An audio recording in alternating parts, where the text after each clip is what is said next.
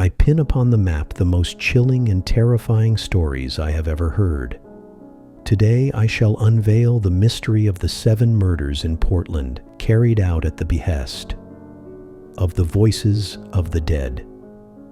Share in the comments the horror legends from your city, and I will transform them into haunting and grim stories, utilizing all my writing prowess and talent. The sirens of police cars were approaching the remote hunting lodge on the outskirts of Portland, Oregon. I continued to sit in the corner of the room, clutching my head, feeling nothing, neither the foul smells around me nor the piercing cold. My eyes were veiled with tears, leaving wet traces, and it seemed they would never end. But the voices, those were what troubled me the most, eating me from the inside. Numerous voices whispered to me about the terrible crimes committed against them, begging for help. These voices created an unbearable cacophony in my head, and it felt like it was about to explode. I groaned loudly, begging the voices to finally quiet down, but it was all in vain. Suddenly, there was a loud knock on the door. Here came his reckoning for my 7 murders. It all started in childhood.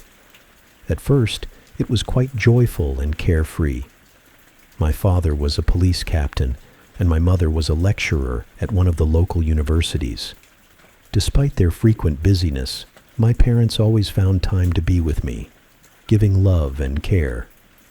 I often remembered the warm summer evenings when my father would come home after a long day at work, and we would play together in the yard. Weekends were a special time for our family. We often went out of town to a cozy hunting lodge, spent time in nature, where my father taught me to fish, and my mother taught me to recognize plants and flowers. But one day, everything changed. It was an ordinary morning when my father, as usual, was getting ready for work. I would always remember the smile with which he promised use. He would return from work. But this time, he did not keep his promise. That day, my father did not come home. The tragic news of my father's death shattered what was once called a family. My mother, who had always been strong and calm, suddenly looked tired and confused. She couldn't find explanations for why and how it happened. Official versions spoke of an accident while on duty, but with each of her looks, I saw that it was all a lie. It ate me from the inside. The grief and immense sorrow inside me seemed to punch a huge hole, and suddenly the world around me changed. The world, which was once full of love and care, suddenly became cold and incomprehensible. And that was when I started hearing the voices. The first time it happened was after my father's funeral. At first, it was a light whisper, like the rustling of leaves, so I didn't pay attention to it. But at home, I realized that this noise not only didn't stop, but gradually became clearer and more insistent, as if someone was standing nearby and whispering something incomprehensible in my ear. A few evenings later, left alone, I suddenly realized that the whisper had become louder and clearer. And then I froze, shocked by what I heard. It was my father's voice, deep and penetrating. Cold sweat covered my forehead. My father's voice made me look around in fear, but there was no one in the room. And then I heard the words that made my blood run cold. It was not an accident. It was all planned. Panic gripped me, twisting everything inside into a tight knot. My father's voice, so familiar and at the same time frightening, sounded right in my head, whispering the terrible truth about his murder. As my mother suspected, he was framed by his colleagues and eliminated as if on duty. I couldn't believe it. It seemed I was going crazy from the loss of my father. But his voice did not subside, persistently repeating the same thing. and I began to believe what I heard. From this, I felt incredible joy. I felt as if my father was with me again. So I decided to tell my mother everything. I hoped she would be happy too, but she didn't believe me, attributing it to the result of the loss. But when I got to the details of my father's murder, she seemed to freeze, and the plate fell from her hands, shattering. Her face turned pale. Her eyes widened in horror. Suddenly, my mother nervously pressed her hand to her chest, trying to compose herself. Her voice trembled as she said, "Rupert, this can't be true. You're just imagining it because of the stress." But I continued. I tried to convey the terrible truth, urging her to take some action. But she nervously ran her hand through her hair, as if trying to drive away unwanted thoughts. "No, Rupert," she repeated, now more sharply. "You're just tired and upset. It's all in your imagination." After this conversation, she seemed to close in on herself, drowning in her own grief. She avoided talking about it, trying to hide her pain and fear behind a mask of indifference. Meanwhile, I did not stop talking about my father, hoping that she would understand me. But this scared her even more. So one day she couldn't stand these conversations and made an appointment for me with a psychotherapist. The doctor diagnosed me with post-traumatic stress and prescribed medication, as well as further visits to the doctor. But the voice did not disappear. It continued to whisper to me about betrayal, danger, and the need to find the truth about my father's death. And after that, I realized that no one would believe me, not even those I trusted the most.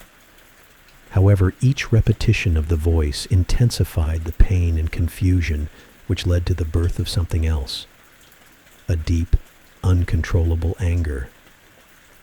This anger flared up like a fire, gradually consuming my consciousness.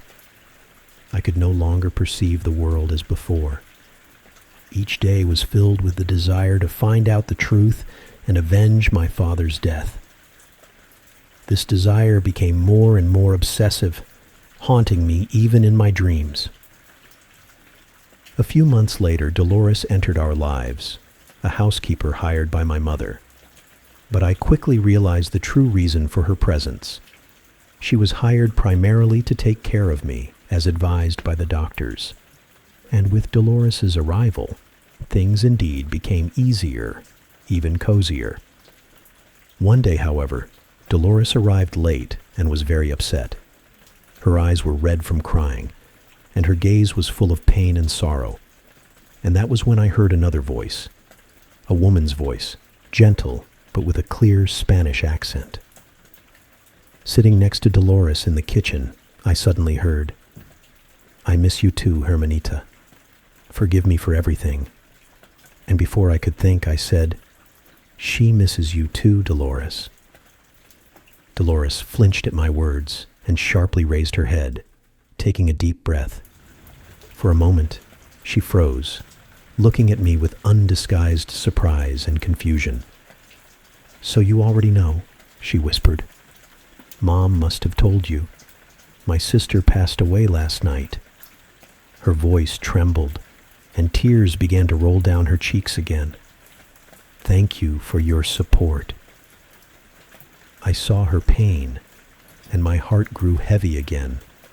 I wanted to hug Dolores, to support her, as I now knew how deeply the loss of a loved one hurts. And just as I opened my mouth to express my condolences, her sister's voice spoke to me again. The blue folder, behind the painting.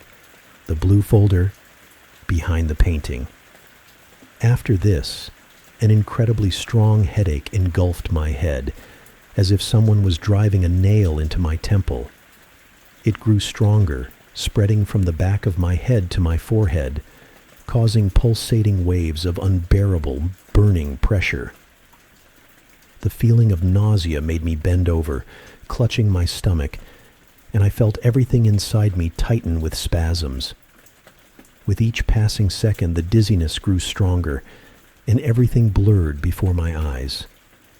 I felt as if my legs could no longer support me, and I struggled to stay upright. Suddenly, I felt the warm hands of Dolores, whom I had almost forgotten. She caught me, helping me maintain my balance. Worry shone in her eyes. Dolores gently led me to the couch and laid me down, whispering soothing words, but I could barely hear her over the noise in my ears. My eyes began to close, and I felt my strength leaving me. The blue folder," I said with my last bit of strength. "Behind the painting. The blue folder." Dolores looked at me intently, as if trying to understand what I was talking about. But after a few seconds, her expression turned to shock, and I realized she knew what I was referring to. So making sure I was okay, Dolores said she would be gone for an hour, and literally ran out of the house. She returned a couple of hours later. She came to my room and sat next to me on the bed. Dolores nervously twisted her cross in her fingers and watched me anxiously. I could read fear in her eyes. You didn't learn about my sister's death from Mom, did you?" Dolores asked, swallowing a lump in her throat. I just nodded silently and looked at her other hand, specifically at what she was holding. It was a blue folder. I was sure this was the folder her sister had been trying to tell me about. Suddenly, I felt a strange cold envelop my body, and at that moment, Dolores' sister's whisper disappeared. I felt as if she was no longer there. She had gone, vanished, having conveyed the information to her sister, and was now free. At the same time, my father's voice grew stronger, causing new spasms of headache. It was a reminder that I couldn't simply forget what had happened to him. That evening, I stood in my room, looking at myself in the mirror. But it seemed that I saw someone else in the reflection. The look in the reflection, determined and full of anger, spoke for itself. At the same time, my father's voice grew stronger than ever, reminding me of the need to solve the mystery of his death. The one who killed my father had to be found and held accountable. This certainty grew, turning into anger fueled by inner pain with each passing day. Over time, the desire for justice turned into a terrible desire for revenge for the unjust act of violence that took my father's life. Hatred for those behind this crime became the driving force for action. I could no longer stand by and watch as the truth continued to be hidden behind layers of vile lies. So now, I had a new goal. I had to take the life of the one who took my father's life. The first few years were the hardest. I had to hide my feelings and thoughts while constantly feeling the pressure of my father's voice, reminding me of the duty to find his killer. So I began searching for and studying any information about my father's work and his colleagues. I spent all my free time reading police reports, documents, and old newspaper articles. Every step had to be thought out and aimed at getting closer to solving the mystery of my father's death. But the deeper I delved into the dark waters of the investigation, the more the darkness enveloped me.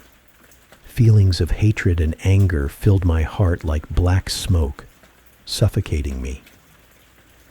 The decision for retribution did not come easily. Every time I thought about what I had to do, I felt an internal struggle within myself. But hatred and the thirst for revenge were stronger than any moral doubts. So, I carefully planned my actions, studying all possible options for carrying out my revenge.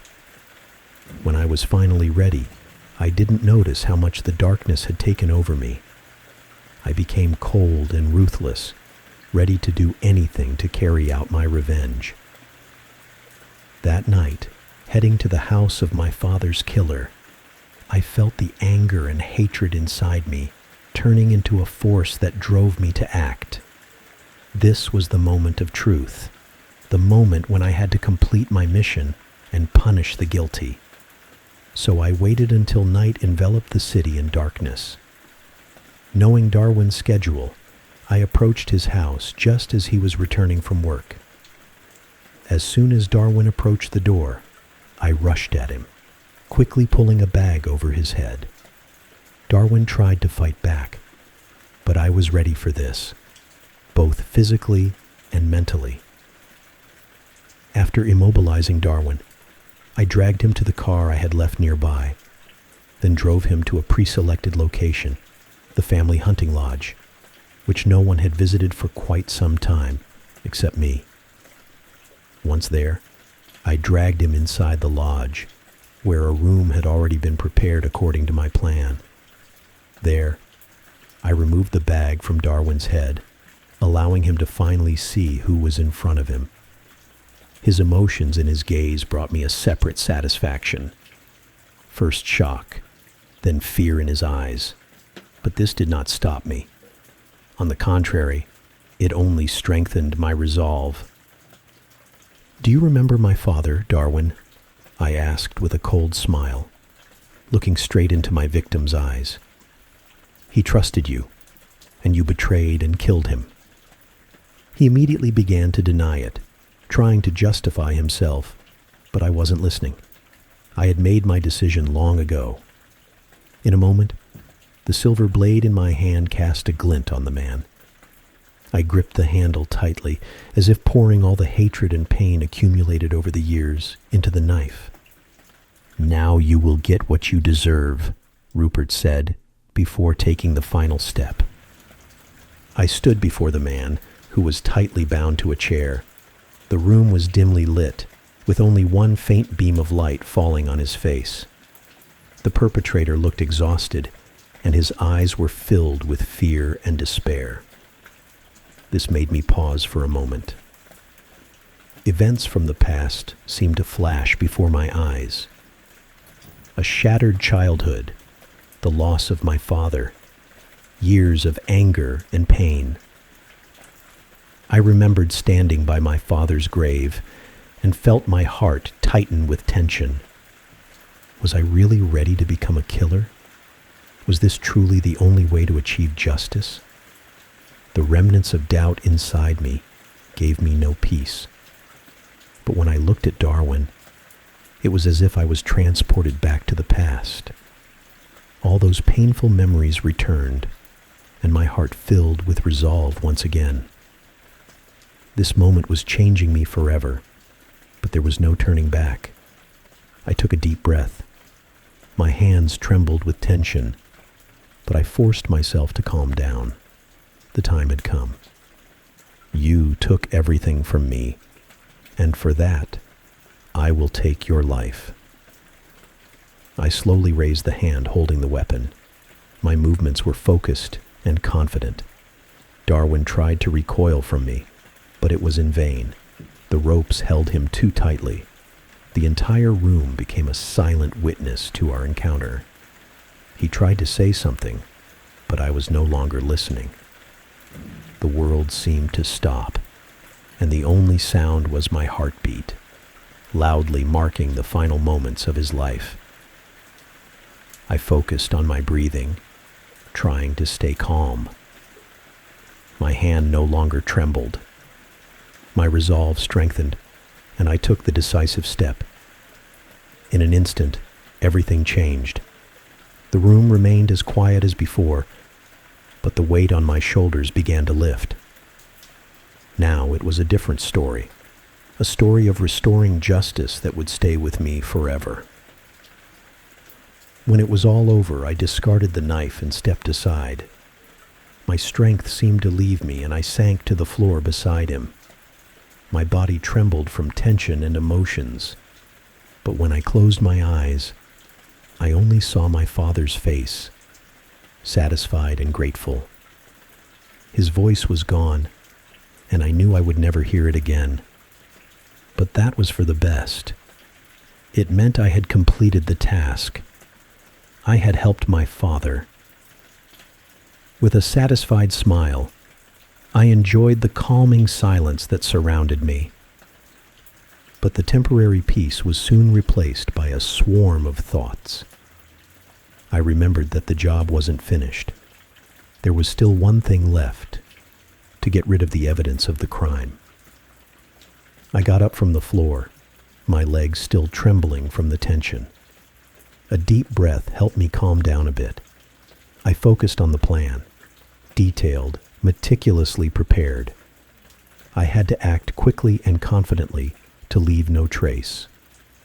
The first step was to prepare the body for transportation.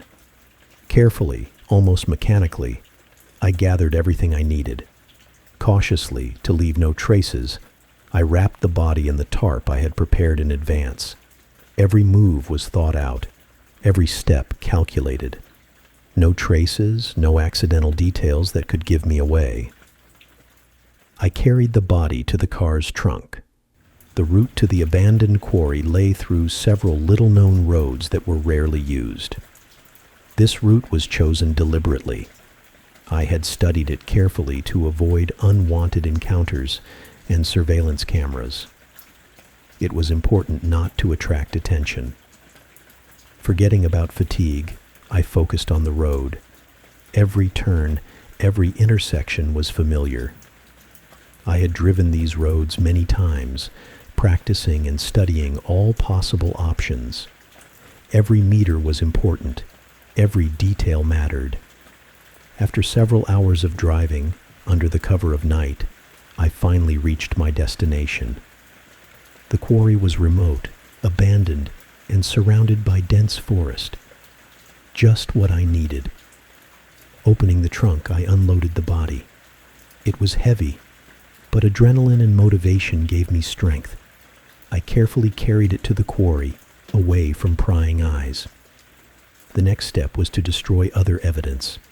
I thoroughly cleaned the car, removing all possible traces. Then I destroyed the tarp and all the items that could indicate my presence here. The fire consumed everything without a trace, leaving only ashes behind. After completing the final preparations, I inspected the place one last time. Everything was perfect. A place where no one would find any clues. Only darkness and silence were witnesses to my actions. With relief, I returned to the car. The roar of the engine woke me from my thoughts. Now I was ready to return home, leaving this place forever.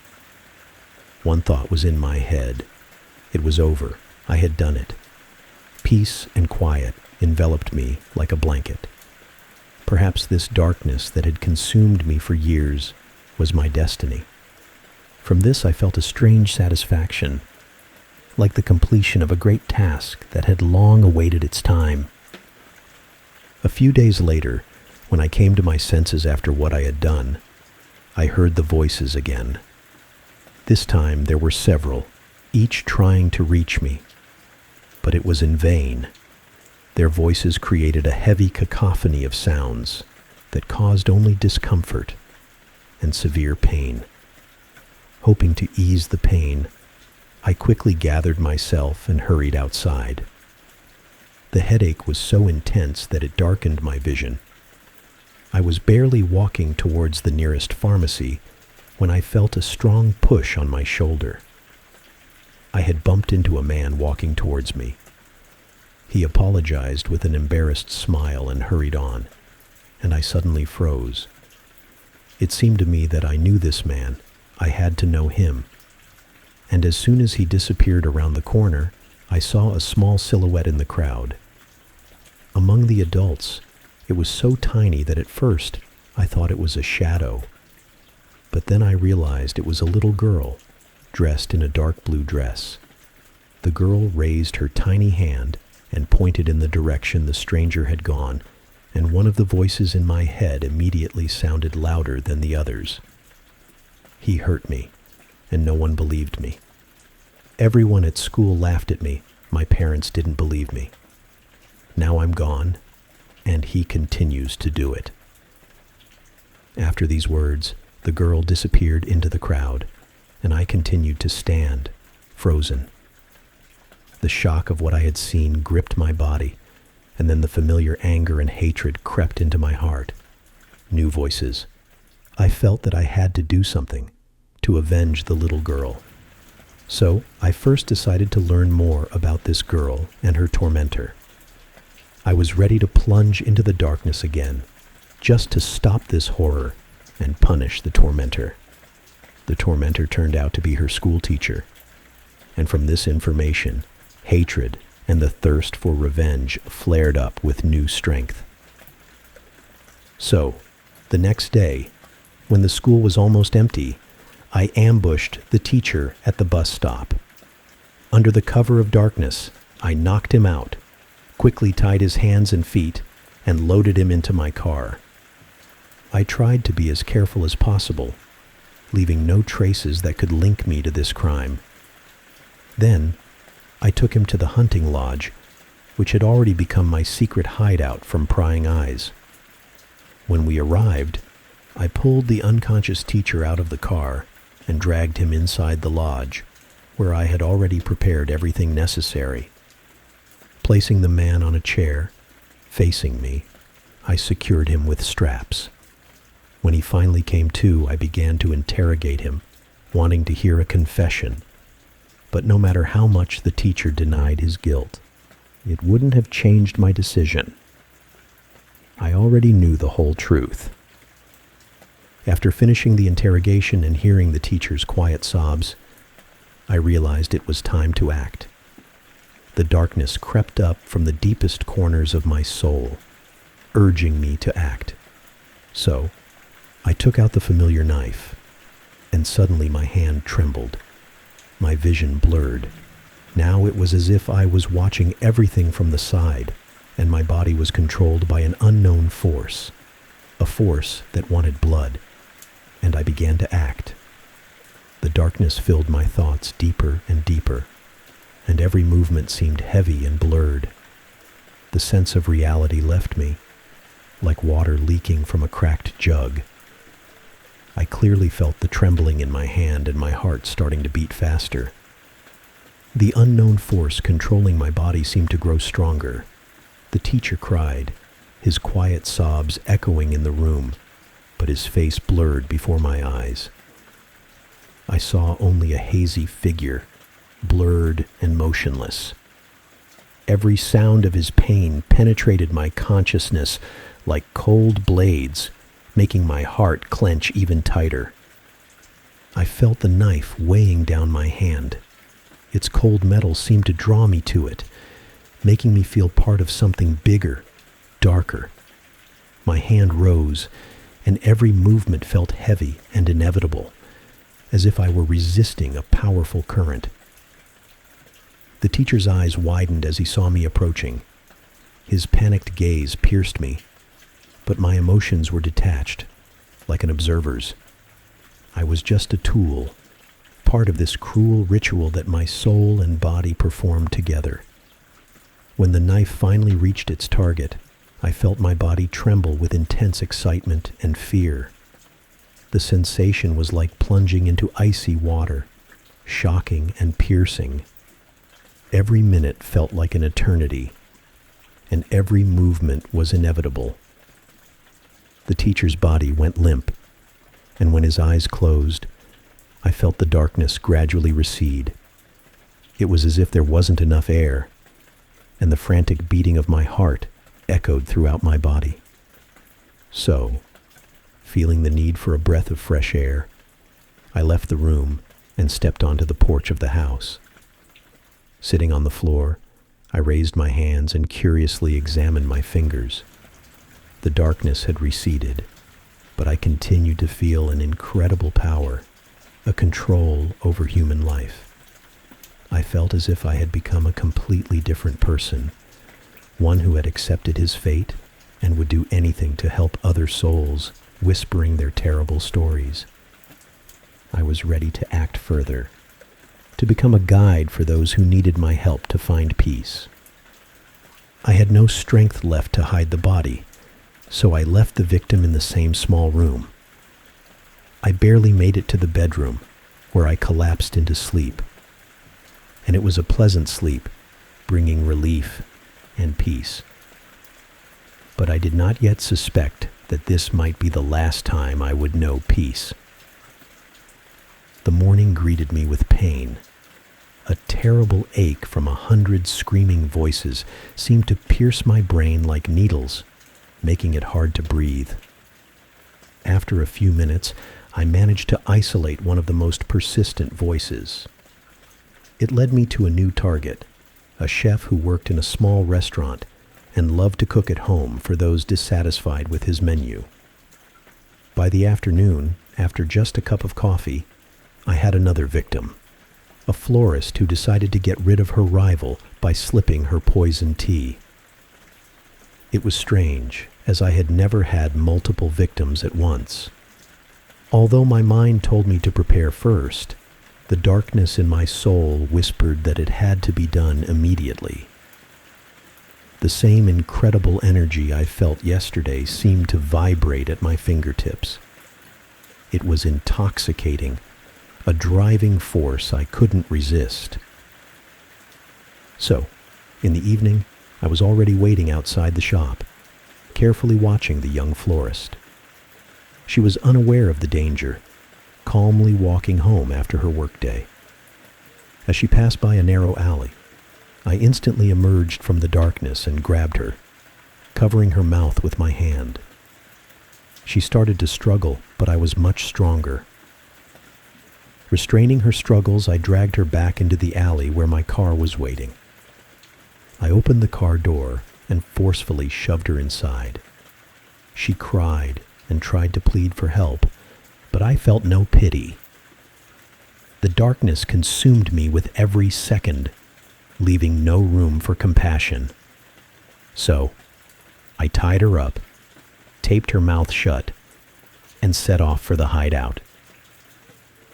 During the drive to the hunting cabin, the girl continued to fight, but gradually lost strength. I barely reacted. I was immersed in my own thoughts. I understood that the darkness was taking over my consciousness, blending the desire for revenge and the pleasure of having power over another's life. But it was a pleasant feeling, leaving a bittersweet aftertaste, and I couldn't help but enjoy it. Arriving before Sunday morning, I brought the already inconvenient florist into the middle. I quickly threw them into the frame and then opened the doors of the small room, which turned into a makeshift torture chamber. After this, I carefully secured the girl to the top without depriving myself of the chance of leaking. Then it was up to the cook, and then it was necessary to put together just a little bit. Having deprived the florist of a room, I headed to the restaurant where the victim was standing.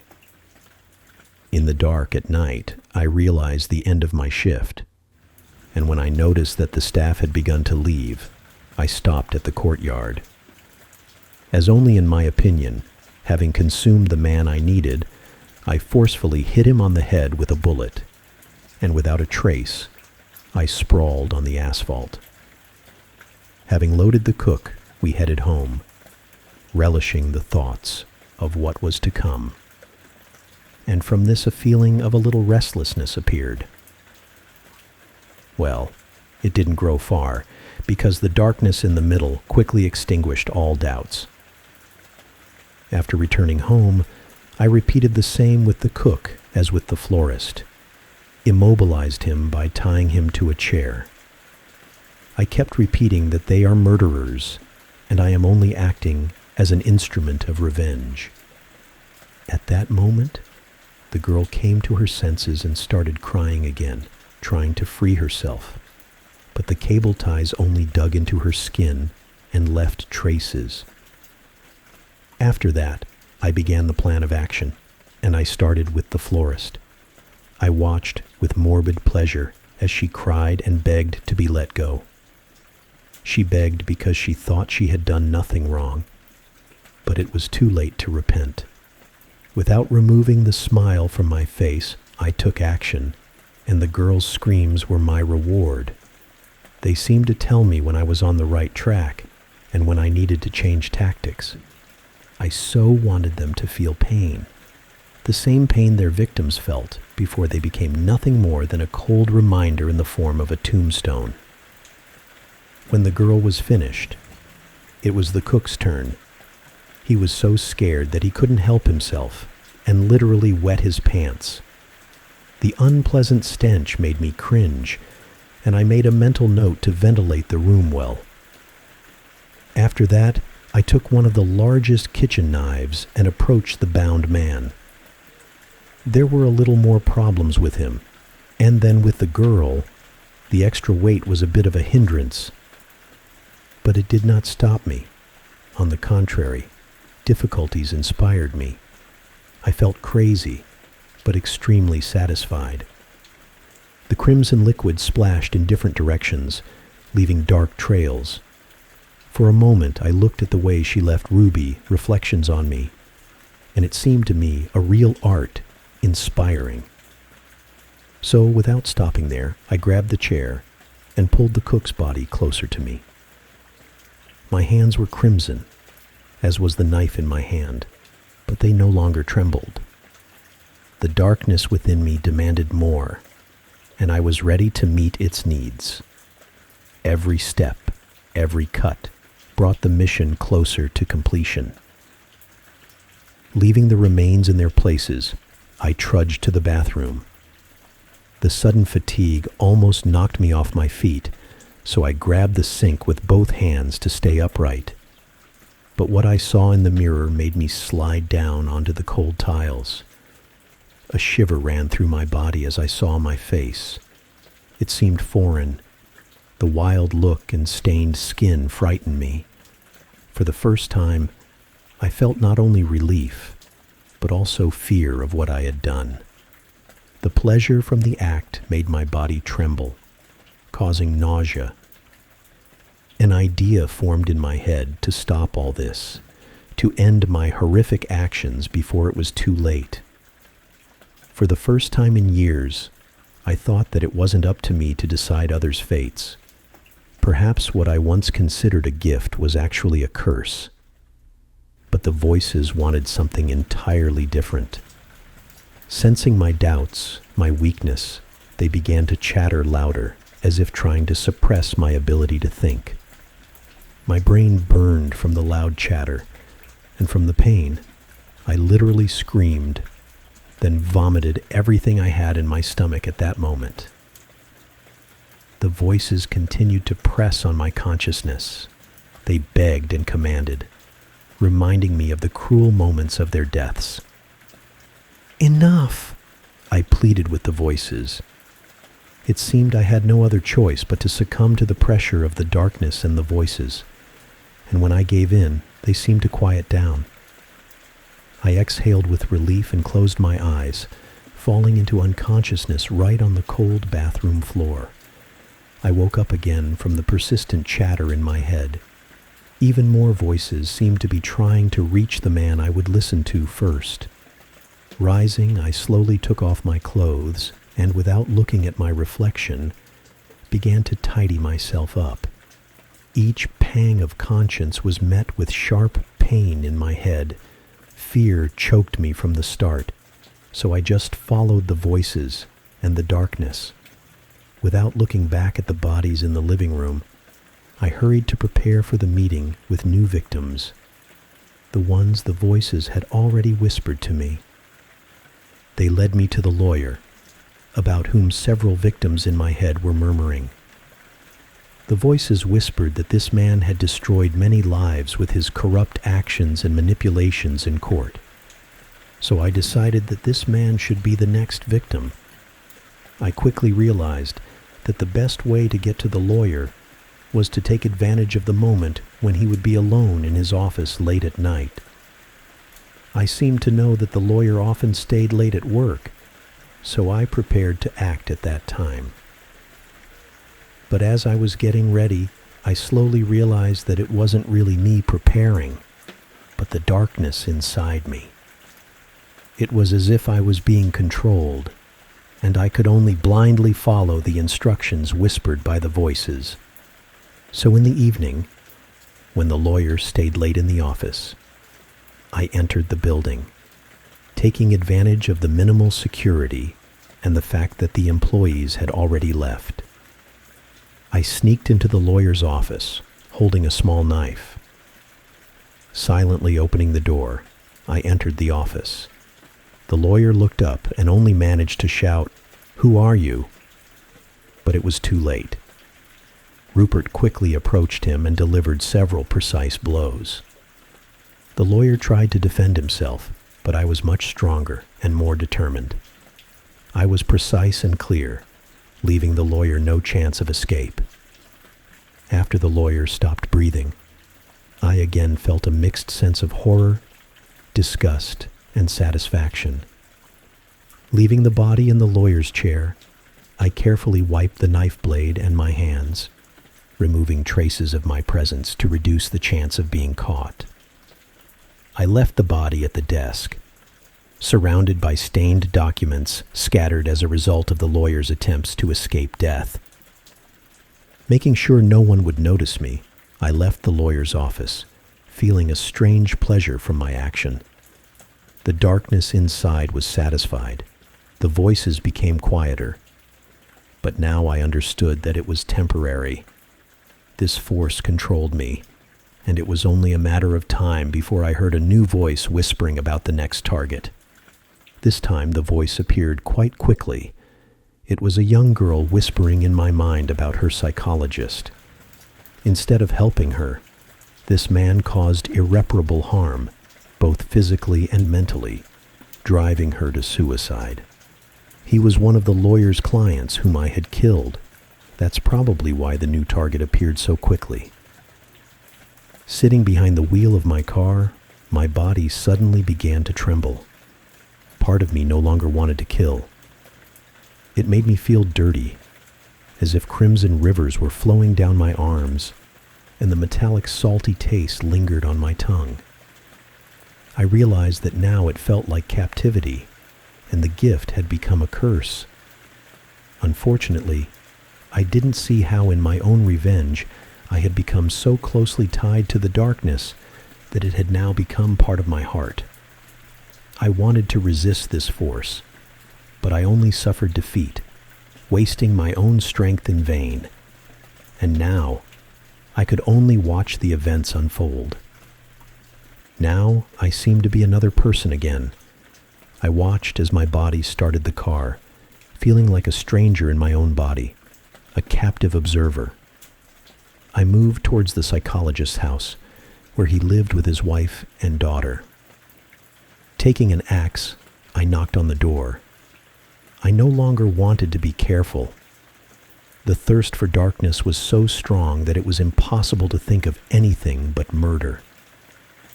A woman in her 50s opened the door.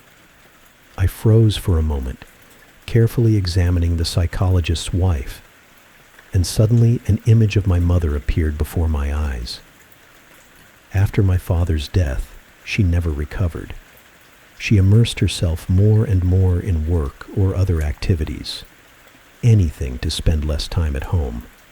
I, on the other hand, became more and more focused on future revenge, and therefore did not interfere with her.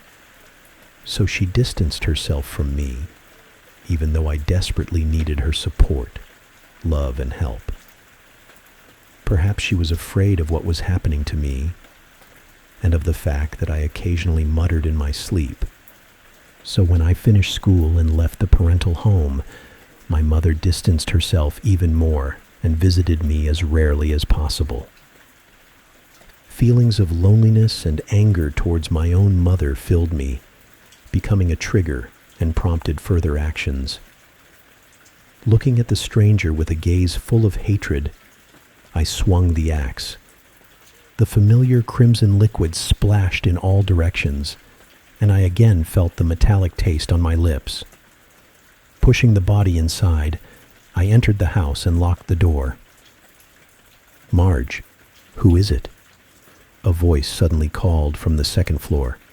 I looked up, glanced at the stairs, and quickly went upstairs. I found my victim in bed, reading the Washington Post. He froze when he looked up. then rushed to the drawer in search of a weapon. But I caught up with him in a few steps and struck him as hard as I could. The blow landed on the psychologist's shoulder, followed immediately by a wild scream of pain.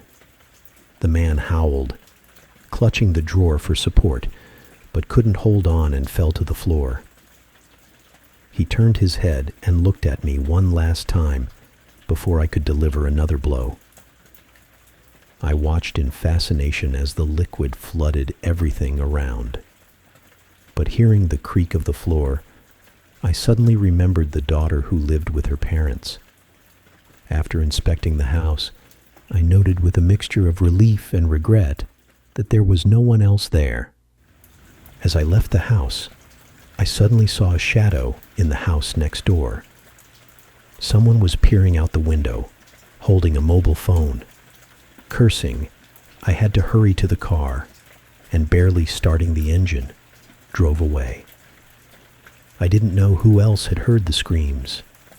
Perhaps the neighbors had already reported to the police. Nervously drumming my fingers on the steering wheel, I thought about what to do next. I needed to escape, to get as far away from here as possible. Or maybe surrendering to justice wasn't such a bad prospect. Perhaps they would help me stop, and the darkness would retreat, and finally, I could breathe easily. My thoughts were interrupted by a searing pain in my temples. Roaring, I lost control of the car and veered off the road. Barely unbuckling my seatbelt, I jumped out of the car.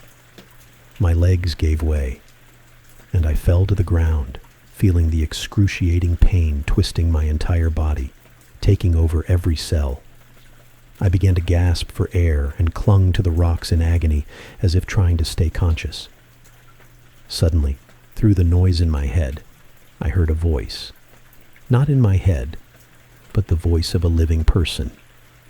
Looking up, I saw a young man in front of me. He asked if he could help me, but upon meeting my gaze, he stepped back. The voices continued to buzz. "Kill, kill, crush the freak," they commanded. This time they weren't talking about a crime. I was sure this stranger hadn't done anything wrong. But the voices wanted death. The darkness wanted blood. So getting up, I silently looked at the guy. He gasped, seeing my blood-stained face and body. Then he bolted and ran towards the forest. The chase was short. I quickly caught up with the stranger and tackled him to the ground. The fight began instantly, each of us trying to gain the upper hand. The stranger seemed to have the strength of youth, but I acted with a brutal determination that was hard to match. He dodged blows. The guy tried to fight back, but with each passing second, his resistance weakened under the relentless assault. When the young man ended up on his back, I had to act quickly. I grabbed a nearby stone and, not giving my opponent time to recover, raised it above my head. I met his gaze without any pity. In his eyes, a mix of doom and a plea for mercy. At that moment, something seemed to break inside me. The darkness that had tightly wrapped me in a cocoon of hatred and anger seemed to crack, and I felt shame and pain for my actions. So, with trembling hands, I dropped the stone and almost fell off the stranger, collapsing to the ground. Shocked, we stared at each other, as if not believing what had happened to us. After that, the guy got up from the ground and quickly ran towards the city. I felt deep pain and remorse, realizing that I had almost killed an innocent person. Questions arose in my mind that I had no answers to. Why did I allow the darkness to take root so deeply within me? How could I be so cruel? Now I felt the voices in my head trying to subdue me again, to make me justify my actions. But this time, I resisted with all my might. I no longer wanted to be a puppet in the hands of darkness, so I tried with incredible effort to block the voices. Feelings of guilt and pain overwhelmed me, but I knew I had to stop all my horrors. Deciding that I could no longer stay in this place, I headed to my hunting cabin. It stood alone deep in the forest, far from people, and reminded me of peaceful days spent surrounded by nature. The road to the cabin was difficult and required my concentration, but the voices in my head grew louder, like the echo of darkness that didn't want to let me go. The forest around me seemed alive, the trees ominously rustling in the wind, their branches reaching out to me as if trying to hold me back. Each mile felt heavier, and eventually, I began to see silhouettes behind the trees. They emerged from the darkness only to disappear before my eyes, their shadows moving silently and elusively. I felt their presence like a cold breath on my back, and every time I tried to quicken my pace, they seemed to get closer. The voices in my head grew louder, turning each of my thoughts into a chaotic whirlwind, pulling me deeper into the abyss. When I finally saw my cabin, my strength left me. I entered, closing the door behind me, trying to shut out the world that was chasing me. But the voices didn't stop. They only grew louder, whispering to me about everything I had done, making me feel guilt and despair. In the darkness of my cabin, I realized there was nowhere left to run. I had to fight what was inside me, the darkness that haunted me, and only then could I find peace. But as I walked into the small room, I froze. He watched in horror at what he had done, and his heart sank, his stomach clenching in spasms. I felt nauseous. A strong wave of nausea engulfed me, making me clutch my stomach. I felt the food rising up, and I immediately doubled over, shaking all over. The sensation of my own vomiting was terrible, but even worse was the realization of what I had ultimately done. The sight before my eyes made my heart clench with horror and disgust at myself. I began to cry. Tears streamed down my cheeks, mixing with the sweat and dirt from the fight. I sobbed, realizing the magnitude of my actions, and felt the darkness inside me swelling, causing incredible pain. The voices in my head screamed, filling every thought, every corner of my consciousness. Screaming in pain, I rushed to the victims to cut the ties that bound them to the chairs. The bodies fell heavily to the floor, creating a gruesome sight. I sank to my knees beside them, then crawled into the corner of the room. I couldn't stop my sobbing. The despair and pain I felt were unbearable. The voices wouldn't stop, and the darkness that had once given me strength now seemed like an insurmountable burden. I sat in the corner of the room, surrounded by the bodies of those I had killed, and continued to cry, realizing that my soul was forever changed by these horrific acts. I didn't know what to do next until I suddenly heard the wail of police sirens. I didn't know that one of the psychologist's neighbors had called the police, complaining about suspicious sounds and screams. The police quickly responded to the call, sending a patrol to investigate. Thanks to eyewitness accounts and the description of the car, the police began their search. They tracked the car using surveillance cameras and traffic records that indicated the direction to follow. At the same time, a report of the lawyer's murder came in, and thanks to surveillance cameras, the police realized that these two horrific murders were committed by the same person. After several hours of intense searching, they found a trail that led them to a remote hunting cabin in the forest. Upon arrival, the police saw the car parked near the building. They surrounded the cabin and began to approach cautiously, ready for any surprises. But when they entered the cabin, they were met only by the horrific smell of death. The police found me in a small room, sitting in the corner, crying. Around me were the bodies of my victims, the teacher, the florist, the cook, and the young man. The police quickly assessed the situation and arrested me. I didn't resist, surrendering completely and accepting my fate. My hands trembled and my face was covered in tears. The police led me out of the cabin into the light of the patrol car headlights. Suddenly, the pain in my body stopped. The voices became quieter again, and the darkness receded. Despite the circumstances, I felt a strange emptiness and a sense of relief. There was no anger, no thirst for blood. There was guilt, sadness, relief, and peace. And from this a small smile appeared on my lips. The police were horrified by what had happened. They could never have believed that someone who looked like me on the outside was capable of such acts. A man who once seemed like an ordinary resident had turned into a ruthless killer. All this time, my appearance seemed perfectly inconspicuous, and no suspicion fell on me. In court, I decided to tell the truth. I described each murder, starting with the policeman, my father's killer, and indicated where to find his body. Then I spoke about the voices and the force that had driven me to act since my teenage years. This deeply shocked everyone present. I described how the darkness and the voices I heard controlled my actions, forcing me to commit horrific murders.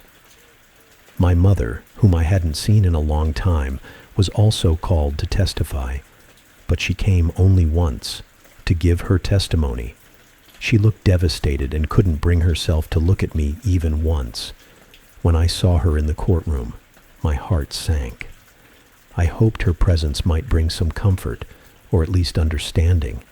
However, her gaze fixed on the floor and her unwillingness to make eye contact silently spoke of the deep chasm that had grown between us. I continued to look at my mother with pain in my heart. Her detachment was a stronger blow to me than all the previous events combined. The feeling of loneliness and alienation that I had always felt now became unbearable. I realized that I had lost my mother for good, along with any hope of reconciliation with her. This encounter only intensified my sense of guilt and the realization of the scale of my actions. I understood that I had not only destroyed my own life, but also my mother's, forcing her to bear the burden of my crimes. This realization was unbearable, and tears streamed down my face as I silently looked at her, hoping for a glimpse of humanity that never came. I continued to sit in the corner, broken and resigned to my fate, understanding that I was now completely alone, even in the presence of my mother. Her testimony was brief and sad, and after that, she never appeared in the courtroom again. The trial was long and painful. My testimony shocked not only the court, but also the public. The defense continued to argue that I had become a symbol of how the human psyche can break under the pressure of inner demons. But even at that moment, as I told my story, I felt a certain relief, as if the confession freed me from part of the horror I had experienced. When the judge read the verdict, declaring me mentally ill and sentencing me to life in a psychiatric hospital, I felt a mixed sense of relief and fear. On one hand, it meant that I would no longer be held accountable for my actions as a conscious murderer. On the other hand, I understood that my life would now be confined to the walls of the hospital, and the darkness that consumed me might never retreat. I fell to my knees, covering my face with my hands. My body trembled with nervous tension. The voices in my head fell silent for a moment, but I knew they would never completely disappear. Tears streamed down my face, mingling with the feeling of inner emptiness. In those moments, when I realized that my sentence was a lifetime imprisonment in my own mind. I felt a part of my soul disappear forever. Immediately after the court session, I was taken to a psychiatric hospital. It felt as if time had stopped, and I couldn't understand what lay ahead. The hospital was a gloomy building with high walls and iron gates. When I entered, I was greeted by cold, sterile corridors that stretched endlessly. At first, I felt shock and anxiety. Everything around seemed foreign and hostile. The voices in my head hadn't disappeared. They continued to whisper, sometimes even scream, disturbing my consciousness. The darkness that had always been with me now felt more aggressive, as if trying to regain control over my mind and body. In the first days at the hospital, I constantly felt fear and tension. The voices incessantly reminded me of what I had done and that I had to continue my mission. The darkness, which had always been a part of me, now became my only companion. It surrounded me like a thick fog, giving me no peace. However, over time, under the influence of medication and therapy, the voices became quieter, though they didn't disappear completely. The darkness receded, but I understood that it would never leave me entirely. I began to realize that the struggle with this inside me would last a lifetime. The feelings of guilt and horror for my actions also didn't leave me. I felt trapped in my own mind, haunted by images of the victims and the whispers of invisible phantoms. Each day in the hospital was a battle with myself, an attempt to find peace and forgiveness that I couldn't give myself. I had few visitors.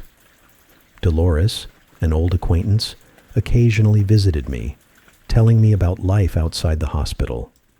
She spoke about my mother, who never came to see me, leaving me with an even greater sense of loneliness. Dolores always brought a bit of light into my dark world, although I knew that this world would never be the same.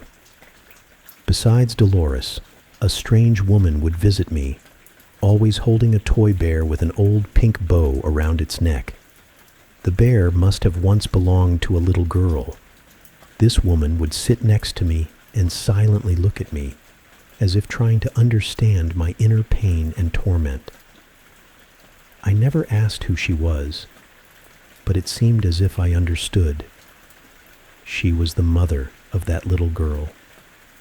Days passed, and the voices in my head didn't quiet down. They still whispered their terrifying stories, causing a sense of losing control. I knew that the darkness inside wouldn't disappear as long as I lived. Eventually, I realized that the only way to find peace and freedom from the darkness was to die. One evening, when everything was quiet, I took the final step towards my release. Gathering my last strength, I wrapped a cord around my neck and began to pull. The darkness inside me fought in its last attempts to survive. The voices screamed, trying to stop me, but I remained determined. I felt myself gradually leaving this world, and with it, the voices and darkness faded. My struggle was ending, and finally, it brought a happy smile to my face, until the moment when, in the last moments of my existence, I felt the ghostly touches of hands on my legs, as if the orderlies were trying to save me and pull me from the clutches of sweet death. Now, let me share a moment from my life. I am an artist, and oil painting is both exciting and relaxing for me. About 8 years ago, I became so passionate about oil painting that I earned a Bachelor of Arts and now work as an art restorer in Barcelona. One day, I looked back and realized what knowledge I needed when I first started. So I prepared an intensive course of 14 visual and practical lessons for you. No talking heads or unnecessary chatter, just rich content that is immediately applicable in practice, all for the price of 1 day of car rental. Art therapy is a great way to cope with your anxieties. Link in profile or description.